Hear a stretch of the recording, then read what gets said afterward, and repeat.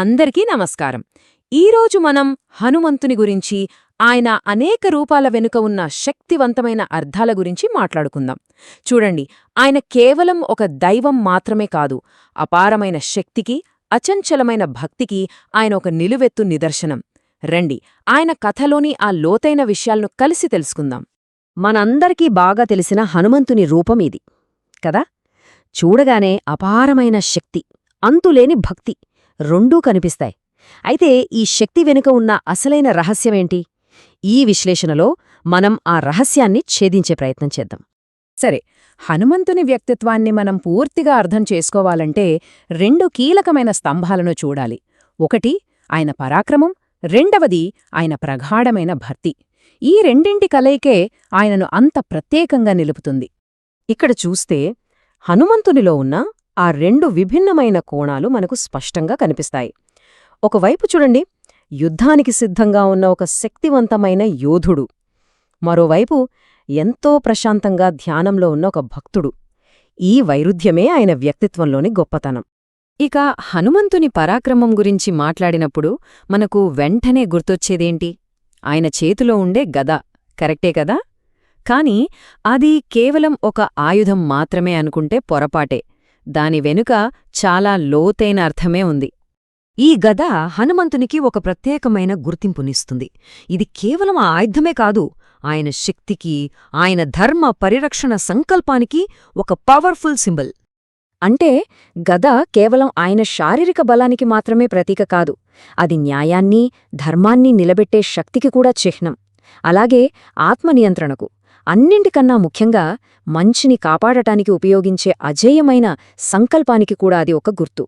మరి హనుమంతునికి ఉన్న ఈ అపారమైన శారీరక శక్తికి అసలైన మూలమేంటి? ఎక్కడ్నుంచి వస్తోందిదంతా? దాన్ని నడిపించే అంతర్గత శక్తి ఆయన అచంచలమైన భక్తి. ఇప్పుడు దాని గురించే తెలుసుకుందాం. నా బలమంతా శ్రీరాముని పట్ల నాకున్న భక్తి యొక్క ప్రతిబింబమే. ఈ ఒక్క వాక్యం చాలు హనుమంతుని తత్వాన్ని పూర్తిగా ఆవిష్కరించడానికి.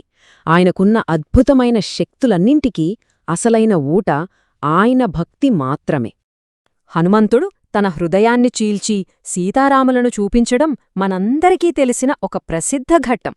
ఇది కేవలం ఒక అద్భుతం కాదు, ఆయన అణువణువునా తన దైవం పట్ల భక్తితో ఎలా నిండి ఉన్నాడో చెప్పే ఒక గొప్ప దృశ్యం.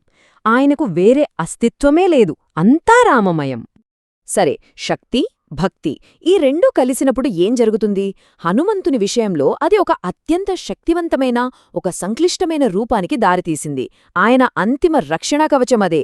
మరి దాని గురించి తెలుసుకోవాలనే ఆసక్తి పెరుగుతోంది కదా. ఇదే పంచముఖ హనుమంతుని స్వరూపం. ఆయన శక్తికి, భక్తికి ఇదొక పరాకాష్ట. బహుశా దీన్నే ఆయన యొక్క ఒక విశ్వరూప ప్రదర్శన అని కూడా చెప్పవచ్చేమో. ఈ పంచముఖ రూపంలో ఉన్న అసలు ప్రత్యేకత ఏంటంటే, ఇది 5 వేర్వేరు దేవతల శక్తుల సమాహారం. అన్ని దిక్కుల నుంచి వచ్చే చెడు శక్తుల నుంచి సంపూర్ణమైన రక్షణను ఇవ్వడమే ఈ రూపం యొక్క ముఖ్య ఉద్దేశ్యం. ఈ 5 ముఖాలు వేర్వేరు దిశలను, వేర్వేరు శక్తులను సూచిస్తాయి. తూర్పున ఉన్న హనుమంతుని ముఖం విజయాన్ని అందిస్తే, దక్షిణాన ఉన్న నరసింహముఖం భయాన్ని తొలగిస్తుంది. ఉత్తరాన ఉన్న వరాహముఖం ఆరోగ్యాన్ని, సంపదనూ ఇస్తుంది. ఇక పశ్చిమాన ఉన్న హయగ్రీవముఖం జ్ఞానాన్ని ప్రసాదిస్తుంది. వీటన్నింటికీ పైగా ఊర్ధ్వముఖంగా ఉన్న గరుత్మంతుడు సకల దుష్టశక్తుల నుంచి సంపూర్ణ రక్షణను అందిస్తాడు. ఈ పంచముఖ రూపంలో ఆయన కేవలం గదనే కాదు, త్రిశూలం, సుదర్శన చక్రం ఇలా అనేక దివ్యమైన ఆయుధాలను కూడా ధరించి ఉంటారు. ఇది వివిధ దైవిక శక్తులపై ఆయనకున్న పూర్తి ఆధిక్యతను సూచిస్తుంది. మరి ఈ శక్తి, భక్తి మరియు ఈ పంచముఖ రూపం వీటన్నింటి నుంచి మనం నేర్చుకోవలసిన పాఠమేమిటి? ఇవన్నీ మనందరికీ ఒక శాశ్వతమైన ఆధ్యాత్మిక సందేశాన్ని అందిస్తున్నాయి. హనుమంతుని పరాక్రమం, అహంకారం లేని శక్తి, ఆయన భక్తి, బలహీనత కాని వినయం, ఈ రెండింటి మధ్య ఉన్న అద్భుతమైన సమతుల్యతే ఆయన మనకిచ్చే ఆదర్శం.